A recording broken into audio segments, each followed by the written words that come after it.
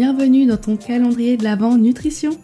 Ici, pas de régime, pas de pression, juste des conseils simples, des déclics utiles et une bonne dose de bonne humeur dans 24 épisodes courts chaque matin jusqu'à Noël.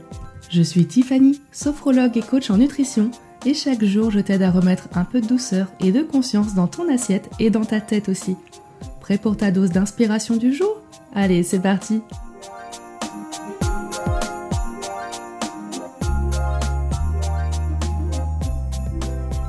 Tu connais ce moment où tu rentres le soir, t'es épuisé et tu te demandes qu'est-ce que je vais bien pouvoir préparer à manger ce soir, hein ? Et t'as tes enfants qui te regardent là, qui salivent devant les gnocchis ou les pâtes au pesto. Et toi tu te dis bon écoute, de toute façon il n'y a pas le choix parce que j'ai rien préparé en avance, tout le monde a faim, je suis fatiguée. Et c'est souvent là que tu craques. Entre les plats vite faits, ultra transformés, les grignotages d'avant-repas ou les repas déséquilibrés, voilà un petit peu, ça tourne vite au drame. Donc aujourd'hui, dans le jour 14 de ton calendrier de l'Avent de la nutrition, on va parler de dîner intelligent. En gros, celui qui régénère ton corps, te relaxe et te prépare pour une bonne nuit de sommeil. Le message que tu pourras retenir aujourd'hui, c'est que le dîner, c'est ton moment pour réparer, recharger et te faire du bien. C'est pas juste manger pour manger parce qu'il faut manger et que tout le temps, c'est une corvée, quoi. C'est un repas comme les autres de la journée où tu peux prendre du plaisir dedans. Et en plus, le soir, c'est peut-être le moment où tu retrouves tes enfants, ta famille, vous partagez ce moment convivial ensemble.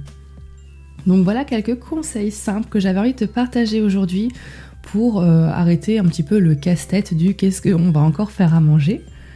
Déjà, tu peux penser, pour le repas du soir, ça va être de prioriser la digestion et la légèreté. Alors, légèreté, ça veut pas dire qu'on mange peu en quantité, hein. Ça veut dire qu'on va prendre des protéines, légères, ça peut être du poisson, des œufs, du tofu, des légumineuses aussi, hein, ça fonctionne. En gros, on évite la viande rouge ou la côte de bœuf le soir, quoi, qui va être plus difficile à digérer. Bien sûr, on rajoute toujours des légumes, pense aux couleurs dans l'assiette, hein. Varie les légumes, change, profites-en pour faire goûter des nouvelles saveurs à tes enfants. Et bien sûr, tu mets des glucides, ok ? C'est pas parce qu'on est le soir qu'on n'a pas le droit de manger des glucides. On n'a pas besoin d'en manger une quantité énorme parce que de toute façon après tu vas dormir.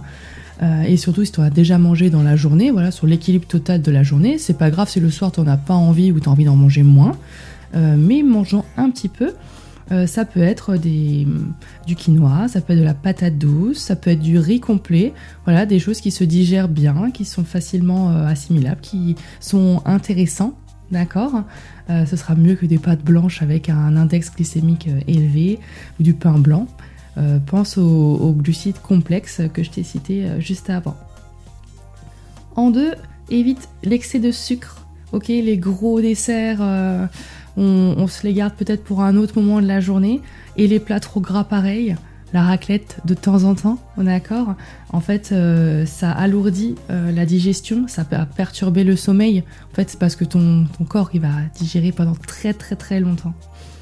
Et un dîner trop copieux, ça peut créer de la fatigue et des ballonnements en plus. Et voilà, ça va pas être cool de se coucher comme ça avec l'estomac trop lourd.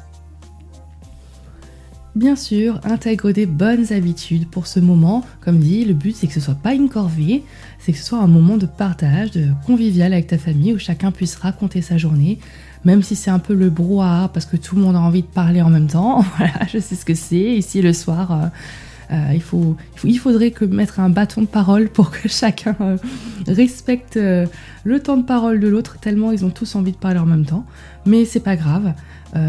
Manger sans écran, ça paraît évident.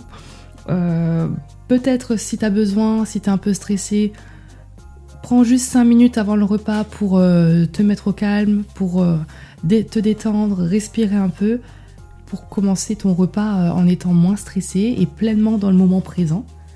Bien sûr, savoure ton repas, même si tu l'as cuisiné en 2-2 et que c'est pas le repas gastronomique du siècle, c'est pas grave. Prends le temps de manger, prends le temps de mâcher, ressens en fait la satiété, ressens que tu nourris ton corps. Et éventuellement, prépare la base du lendemain, notamment pour ton repas au travail, dans l'épisode d'hier. si tu peux cuisiner en un peu plus grande quantité, ben c'est top. Comme ça te fait des restes et t'as ton repas de demain midi hyper facile, ok ?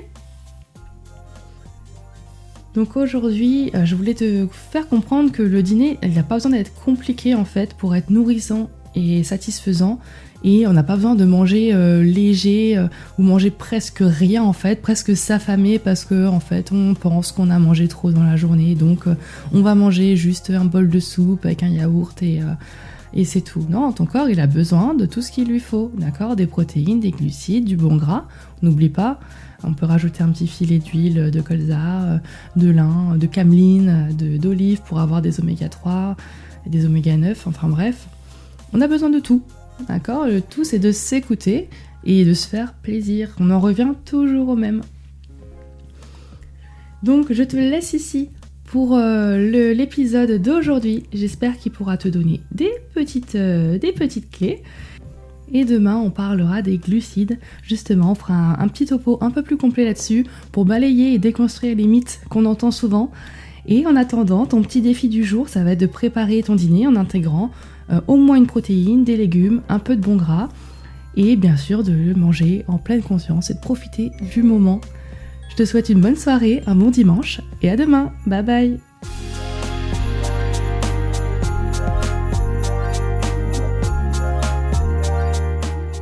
Et voilà, une nouvelle case de ton calendrier de l'Avent Nutrition, c'est terminé.